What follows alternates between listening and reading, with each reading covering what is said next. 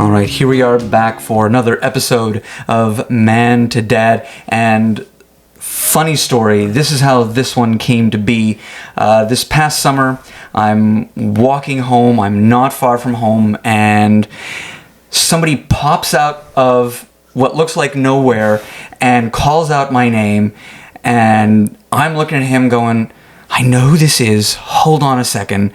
Come to find out, it's a friend of mine that I haven't seen in, now I can say this as scary as it is almost 30 years. Yeah, 30 years. Yeah, 30 years. And he knew me like the second he saw me, and it took me a moment. I went, wait a minute, hold on. That face, that voice. Okay, what? It was the long hair was missing, probably wearing a trench coat, and yeah. I'm going, wait a minute, he knows about things that happened at what point in my life? Hold on, and then boom, I got it. So I'm here talking with an old friend of mine who he himself now is married and has kids and has a lot that he's going to tell us today. So I want to thank Brent, first of all, for agreeing to do this. I thank you for being here. No, I honestly, it was amazing just to run into you that day in the park because it had been 30 years, and I think I call back to you every once in a while when I see that group of friends. I'll be like, anybody, Dr. Farrell? It's like anybody, and Renzo would be like, oh yeah, I saw him like 5 years ago and we caught up, or right, yeah. So yeah, it was just kind of nice, and then to know that you're in the area, that you live like my daughter goes to school nearby, and I have friends who live on the other side of the train tracks, like right on literally. I think if the train tracks weren't there, you'd be looking in their back window. So wow. Yeah, it's very. Well, I might actually be looking in their back window. That's another podcast episode. Well. Yeah. So let's get going. I have, as you know, a list of questions, but I don't want that to hold you back. If there's things that I don't ask you, or there's things that you feel like you want to volunteer, that you want to put me in the hot seat, I want you to go for it. But everybody kind of knows me a little bit. Yeah, well, it's okay. So you're gonna do, but I will say that it's funny that you mention this because I have like two other dads I kind of get together with and like have a we try and get together once a week and like have a coffee. Yeah. And it's our, I'm thinking we're gonna talk politics, but we always end up talking about our kids and like, right. How did this go in school? What's going on? Did you hear that this happened? I'll be like, oh, and my daughter didn't come home and tell me that happened in school. So I understand the need to. That's why when I listen to some of the podcasts or watch them, I was like, man, there's a lot of knowledge here that either dads who are in the struggle or men that don't know that there are benefits because they've come from a tenuous kind of a maybe not close relationship with their fathers, and they're like, I don't want to go through that they can say, oh, there is a real silver lining to all of this. There is a real benefit for being a dad and being a grown-up male. Right, and talking about it, right? Yeah. Because we walk around with all of these things on our shoulders and our heads and our hearts. And when you find out someone else is going through it, you're like, oh my God, okay, I'm not alone. This is like a real struggle. Yeah. Exactly. Which is a big reason, as you know, of why we're here, why we're doing this podcast. So people who have watched this podcast, they already know me, but they don't know you. So okay. Little softball stuff just to get the ball rolling, as it were. A little bit of background stuff for everybody to know about you. So let's start with your age. Okay, I am 51. 51? Yeah. Okay, so you've one upped me by a year. Okay, that's fine. Where were you born? I was born in Ontario, Southern Ontario, a small town just sort of on the edge of Stratford, Ontario. Okay. So it was a long distance to go to Montreal. Yeah, so when did you come to Montreal? I came to Montreal, I think, in 1990, because there was a strenuous of my life there. There was really like 1993, but I came in 92, and maybe 92, 93 with a mutual friend of ours, and I would spend weekends here hanging out with that group, and that's when I met you, I think, a couple times at a table. So let's move into a little bit of the dad stuff. So you have kids. How many kids do you have? I have two girls. Okay. The oldest is Amelia. She is 10. She's turning 11 soon. And my youngest is Alicia, and she is 6, turning 7 very soon. Okay. And you're married? Yes. Okay. Yes, how long have you been married? We have been married 13 years. Okay. We've been together for 18. There's a lot of like, I say 19. She says we weren't official, but it was like 18 years we've been together. Okay. All right. Yeah. Now, so you have two girls. As a man, did you ever say, I wish I had boys. No. And there was never a point. No, that's a question. It was, yeah. I know. There was no investment in that. It's awkward because I come from a family of 3 boys. So I had 2 older brothers, and that's what I knew. So I'm learning how to handle. I've got a girl who wants to be in dance. She came the other day and said she wanted to be a cheerleader. I'm like, oh, okay. Know nothing about that. I dated 1 or 2, but I don't know anything about what cheerleading. So, and the same, I grew up in a hockey family. And the oldest got interested in basketball. So we started, and I know nothing about basketball. So I'm on YouTube, right. trying to learn basketball, and it's been good for that. Okay. So I don't have a daughter, and I have a son, and my thinking was if I had a daughter, and my son is now a teenager, and I was thinking if I had a teenage daughter, being a man, knowing what teenage boys are like, what kind of fears would I have? So do you have any? Because your oldest she's just on the cusp of becoming a teenager. Yeah, she it's that classic thing where she'll mention a boy's name and the name comes up more often, and I'll be like, okay, there's something obviously, but. You haven't polished a shotgun and waiting to give the speech. That is a funny. I'm in that point where I think I educated them enough about life, that I have to sort of let them. There is that myth, boys get to do whatever they want, and girls have to be, you have to. And I'm like, I think our next generation of girls are a lot more knowledgeable, a lot more aware, and they just have to understand their emotions more than anything.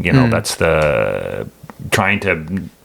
The girl drama. I hear the girl drama when I'm driving home, and she's telling, well, so-and-so did this, and I'm like, I can't. I would have just punched them. Like, I'm a boy. That's how we would have reacted. That's how we solve problems, right? We don't talk about feelings. We hit something. That's it. Yes. So I'm listening, and I'm trying to, okay, well, maybe, and, and there's that. And my wife is, very good to say, you can't say that. Like, we have to think about this. And I think that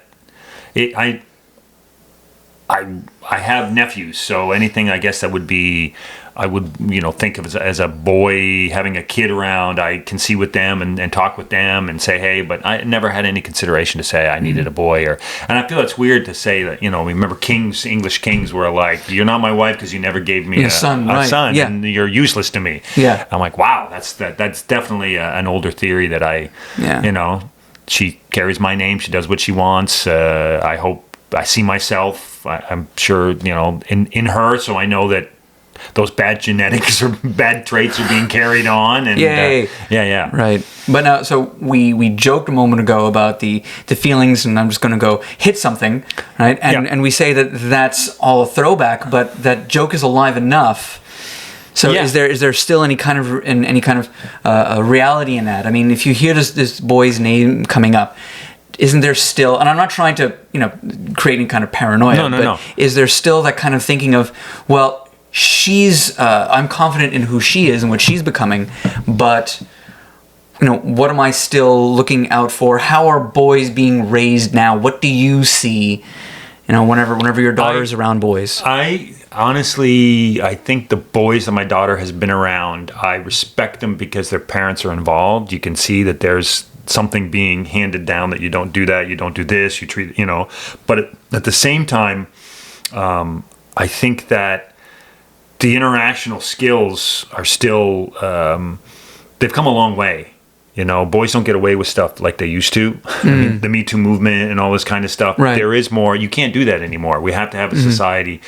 And I was a teenage boy. I know that what we used to do and act like, what is that whole theory that, thank God we weren't walking around with cameras, back when we were younger, because some of the stuff, but I think that makes you more aware, this cell phone means more because everything can be caught on camera and people are going to find out about it. When we were younger, you could sneak away and Do whatever, yeah. do whatever, right? Yeah. No one's going to care. Well, some idiot's going to videotape it, and it's going to come out. And I think I've raised, I hope, and people have said this in some way, that the first boyfriend your daughter has is you.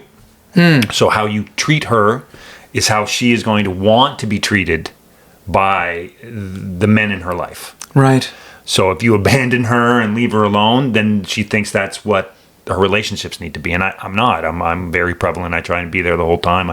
I listen to her. I communicate to her. If I get angry, I get angry, but then I will say, I'm sorry I got angry. I needed a few minutes to, because this happened. You poured milk all over the television. Yes, I've cleaned it up, but I am frustrated by that. Right. Not at you. I'm at me, because I shouldn't have given you a bigger glass of milk like that. Like I should have realized.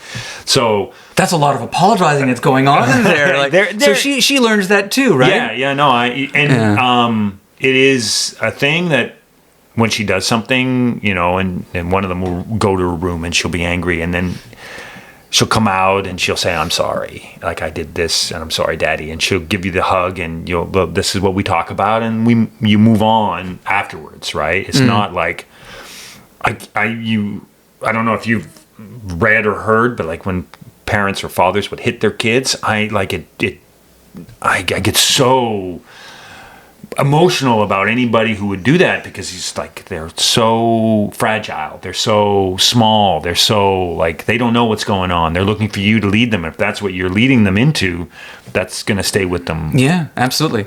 And it's another thing, and it's a nitpicky thing, but I've started to realize that the way that we talk about how we respond to things to the kids, and also when we hear ourselves say these things, what kind of effect that it has. So I'll apologize to my son, and what I'll apologize for was the action that I took, not the thing that I felt. Yeah. Right. So Okay. I'll come to him, and like the next day, or maybe later on, and I'll go, we talked about this, or we did whatever happened, and I shouldn't have done what I did. I got angry, and I shouldn't have done what I did. I never apologize for going, I got angry. I apologize for the action that I took because of my anger. The fact that I didn't Your emotions stop. got away. And Yeah, because what I want him to walk away with is going, it's okay to feel something, it's what you do about it, right? Because he's good generally, like he'll never haul off and do anything physical or aggressive towards anyone, but it's a question of then what is he learning to do with his emotions. And I see him a lot of times just, he'll feel something and he won't want to let it out, and I get worried about that, because I go, well, wait a minute, I have no problem letting my emotions out. Yeah, but it's a learned behavior. Yeah. And it's one of these things, you're like, if society has said you can't show anything, because it's wrong. I'm like, no, this is something that as a man we have, and we get upset, we get angry, we get jealous. But if we shut it off and don't use it, it builds. And I think that's where some people Have heart attacks. Yeah. Not just heart attacks, but they hold it in so long they lash out. Yeah. They do something that's really wrong because they're not filtering it off as they go through their day. Right.